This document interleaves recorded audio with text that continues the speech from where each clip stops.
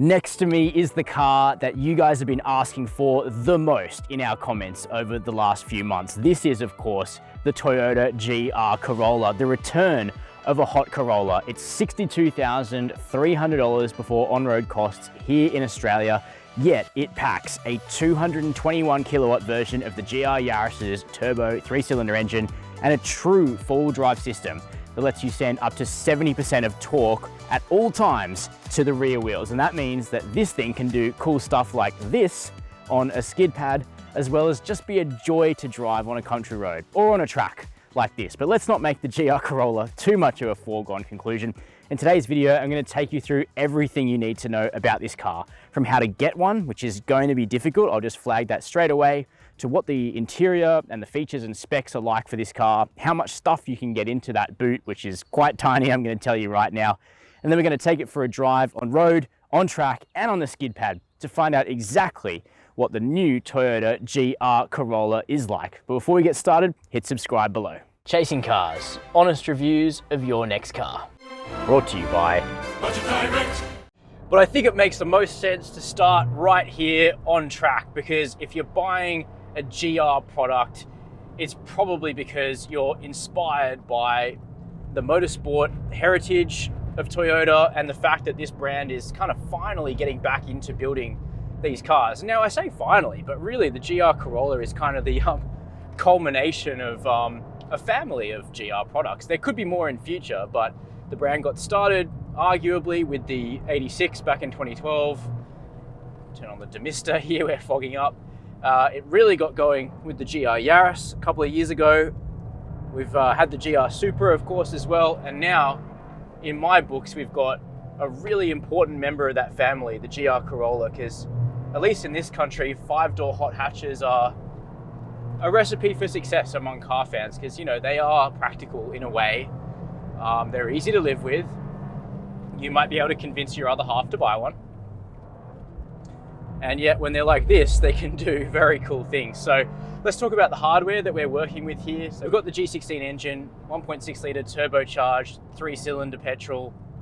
Same as the GR Yaris, but we've got a higher state of tune here, 221 kilowatts of power, the same 370 Newton meters of torque, which rises to 400 Newton meters if you want to try and go for the Morizo edition, which is going to be much harder to get in this country. The Morizo makes more torque, it's got higher boost pressure, it's also got retuned first and second gear ratios. But frankly, the standard version of the car is hardly a slouch.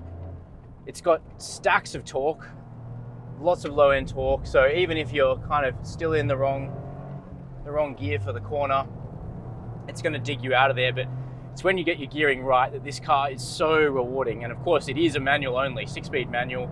There's, you know, strong rumors that Toyota are developing a performance automatic for this car, just as Hyundai did for the i30 in the end. But for now, it is a bit of a purist option, and that's great in my books, especially because the manual is a really lovely one.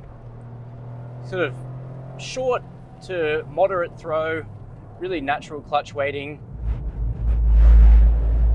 We'll get to the chassis in a sec, which is just so balanced and lovely. Performance for the car is pretty good. The claim is 5.29 seconds. We'll be testing that when we get the car back to our own test track later.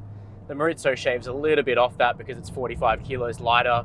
The GTS is just under 1,500 kilos before you get me into the car. So not super light, kind of i30N areas, but good power to weight, just under 150 kilowatts per ton for the GTS, about 153 for the Morizo. And of course that power is channeled through a proper four-wheel drive system, not an on-demand four-wheel drive system, but we've got selectable torque variation. The default mode is 60/40, favoring the front. There's a track setting with 50/50, which in weather like this is actually really, really useful if you're trying to genuinely set the best possible time. Or there's my preferred setting, which is 30% to the front and 70% to the rear. And this lets you really drive the car as if it's rear biased, because, well, it is. There's no other way to put it. So you can let the car turn into a corner, let the graceful rear end just pivot around off throttle, and then if you're smooth, the car will absolutely let you pick up that slide and turn it into oversteer, which is just a great moment for the ego. There are some demand-based systems that let you do this. There's also cars like the new Golf R and the A45, which are much more slidey than they used to be, thanks to twin clutch rear differentials, but this is a lot more natural. There we go. See, big power slide, and you really don't have to work for it. It's just there for the taking in the sport drive mode. Of course, we've got independent rear suspension, like the regular Corolla. That gives the car a lot of poise. It really helps the turn in, and it's light over the nose. The steering has only one setting, and I love that. So the engineers have settled on the right steering weight, and that's always a good sign. There's good torque, it's good power, good shift. An auto would probably make this thing quicker, but for me, the benefit of this car is that it's surely got to be one of the last kind of all new hot hatches that really involves the driver in every part of it, from the manual to managing the attitude of the car through the corners. It's a hoot on track. Perhaps you would say the track warranty is not as clear cut as the Hyundai one, but Toyota says they'll assess warranty claims case by case, and that they acknowledge that a lot of buyers are going to track the car. So I think that's a good point, because a lot of buyers will track this car, but not all. Everybody will drive it on the road. And we've got to go and test it on the road to see what it's like.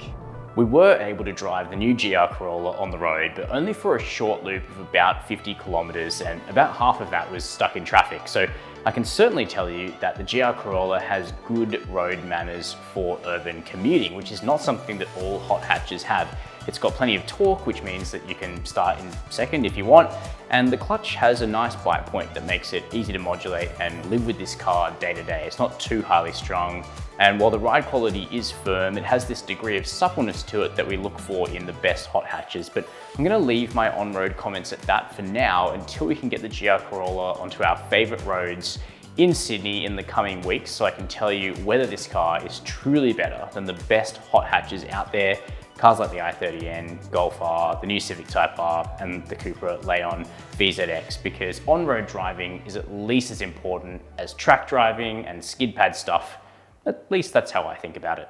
So this car costs $62,300 before on-road costs. And what Toyota Australia has done is they've chosen to bring in a model called the GR Corolla GTS as the de facto entry point of the range. Now, in America, you can get a base model GR Corolla Core without the true front and rear differentials.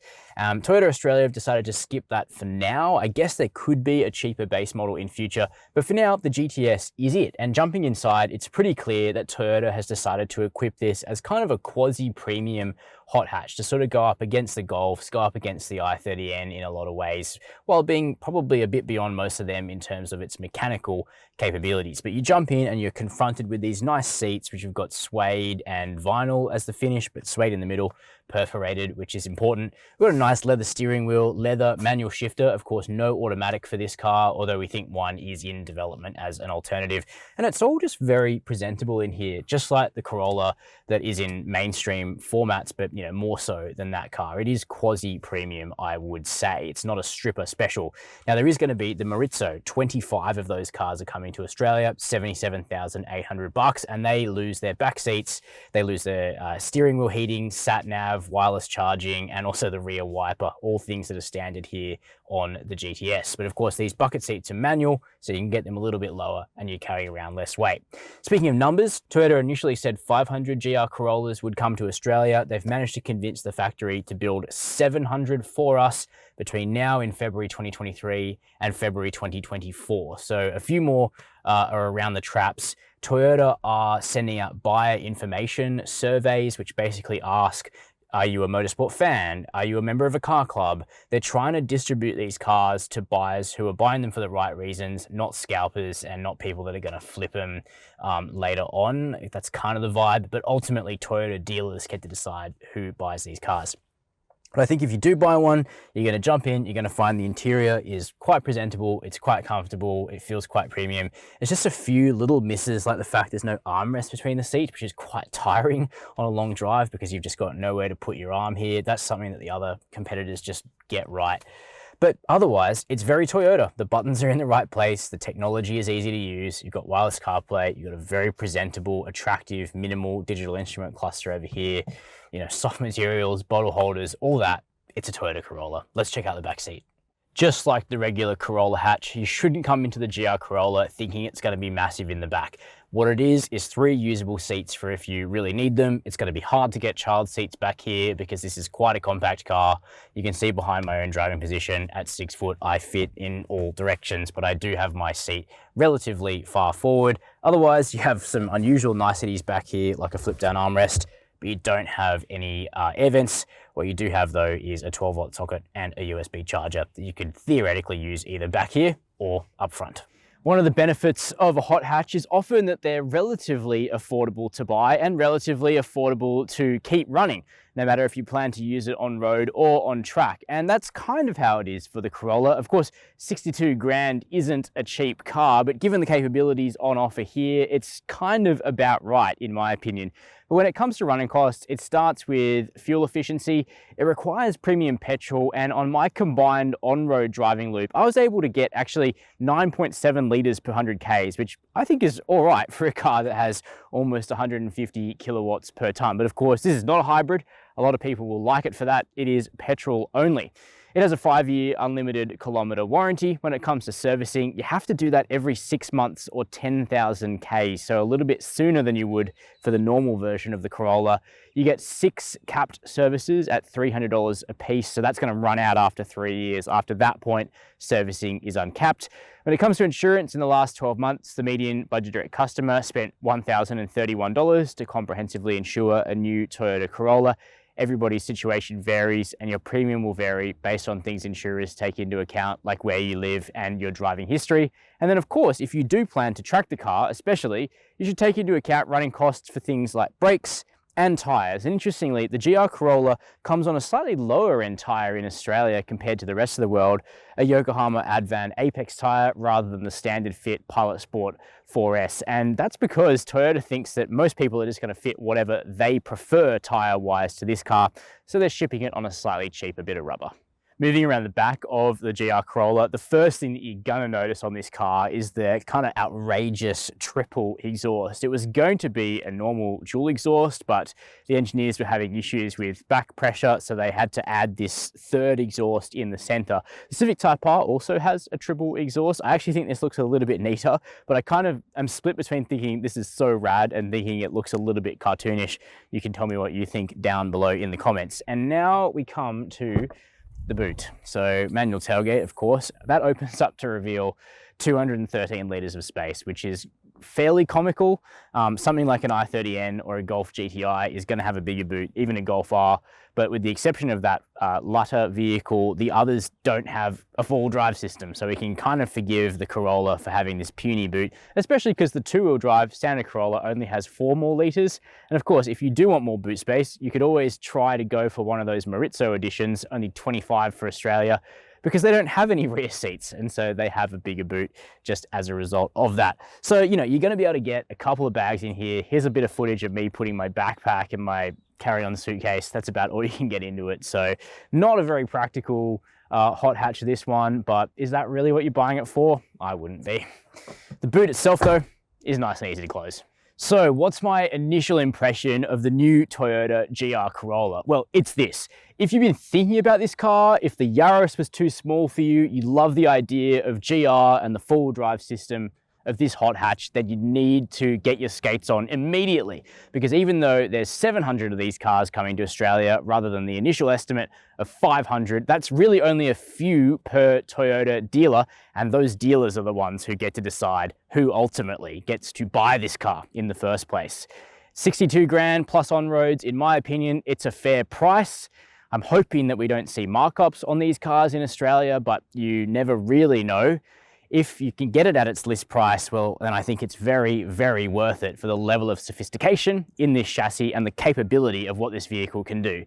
Today, I'm going to stop short of saying that we've got a new hot hatch king, because we need to do a back-to-back comparison in order to make some grand statement like that. But, you know, in my books, this car, i30N, Cupra Leon VZX, Golf R, even the old GTI, you know, they're still all up there in contention, and I think we need to put together a bit of a mega test. If you want to see that, let me know down below in the comments. Any other impressions about this car, I'd love to hear them. While you're there, hit subscribe to Chasing Cars, hit that notification bell if you super like what we do here. And as always, thank you for watching Chasing Cars.